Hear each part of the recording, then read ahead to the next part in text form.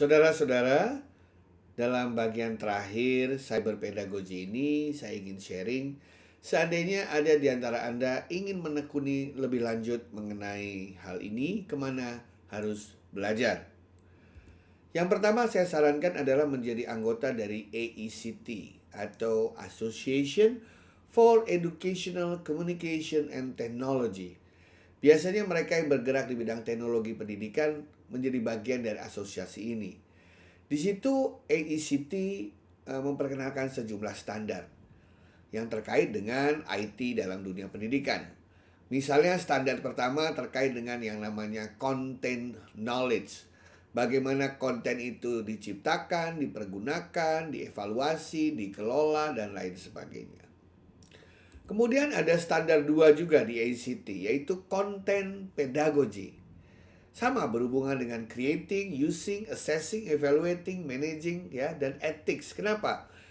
Kelima hal ini yaitu creating, using, assessing, evaluating, managing, ethics itu adalah merupakan bagian dari prinsip-prinsip teknologi pendidikan atau instructional technology. Kemudian standar ketiga berbicara mengenai learning environment atau lingkungan belajar. Kita tahu lingkungan belajar pun sekarang telah mengalami perubahan, yaitu tidak hanya secara fisik, tapi ada juga non-fisik. Apalagi dengan diciptakannya konsep metaverse dalam dunia pendidikan.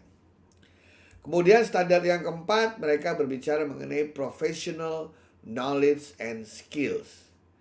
Ya, terutama bagi para guru, para dosen, pendidik, tidak pernah boleh berhenti untuk meningkatkan profesionalitasnya. Dengan cara selalu membekali diri dengan kompetensi-kompetensi dan keterampilan yang termutakhir, yang relevan dengan kemajuan zaman. Dan standar kelima, AECT menganjurkan bahwa kita sebagai peneliti juga diperlukan dalam konteks pembelajaran.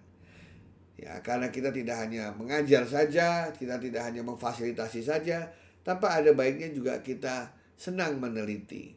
Karena orang yang senang meneliti adalah orang yang selalu otaknya bergerak, ingin tahu, curiosity-nya tinggi. Nah, biasanya orang yang meneliti akan senang membaca sehingga mereka bisa tahu fondasi-fondasi teori, metodologi-metodologi baru yang perlu diperhatikan untuk membuat kita semakin baik dalam menyelenggarakan proses pembelajaran. Apalagi sekarang metode pembelajaran banyak sekali. Ada project based learning, problem based learning, cooperative learning, collaborative learning, inquiry based learning, dan lain sebagainya. Nah, itu dari AECT. Saya juga sarankan Anda membaca konsep-konsep yang dilahirkan oleh UNESCO.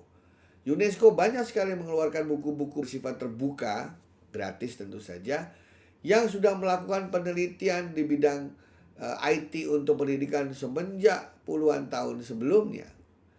Ya, banyak sekali buku-buku referensi ya seperti ICT untuk primary education untuk anak-anak SD ya. Kemudian recognition the potential of ICT in early childhood education, ini untuk PAUD. Ya, ada ICT untuk SD, primary education, ICT for secondary education. Ya, untuk sekolah menengah. Pedagogy of media and information literacy dan lain sebagainya. Salah satu yang paling saya suka adalah itu yang di tengah, UNESCO ICT Competency Framework for Teachers. Jadi UNESCO sudah memberitahukan bagaimana dosen, guru, instruktur itu bisa learning about ICT dan teaching with and through ICT. Caranya mereka harus meningkatkan kompetensinya. Kemudian ada juga yang diperkenalkan yaitu the 21st century learning skills. Ya, keterampilan belajar yang harus dimiliki oleh peserta didik masa kini dan juga para guru-gurunya. Nah, ini adalah contoh tadi bahwa dalam ICT Competency Framework for 21st Century Teachers, untuk bisa membuat peserta didik kita memiliki kemampuan 21st Century Learning Skills, maka guru-gurunya, dosennya, pendidiknya juga harus memiliki teknologi, kompetensi yang berkaitan dengan people, technology, and process. Nah, di sebelah kanan ini adalah versi ketiga dari kerangka yang dimaksud. bahwa seorang guru harus memastikan anak-anak didiknya memiliki kemampuan dalam knowledge acquisition, knowledge deepening, and knowledge creation. Yang paling tinggi di dalam taksonomi Bloom. Caranya ada 6 hal yang harus bisa dipahami oleh para guru-guru. Understanding ICT in education, curriculum and assessment, pedagogy, application of digital skills, organization and administration, dan yang terakhir, teacher professional learning. Saudara-saudara, dalam setiap kali seminar saya selalu mengakhiri dengan 2 quote ini.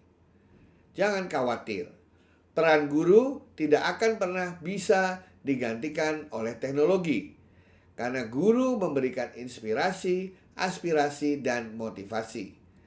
Tetapi hati-hati, guru yang tidak memanfaatkan teknologi dalam menjalankan perannya pada saat ini akan segera tergantikan.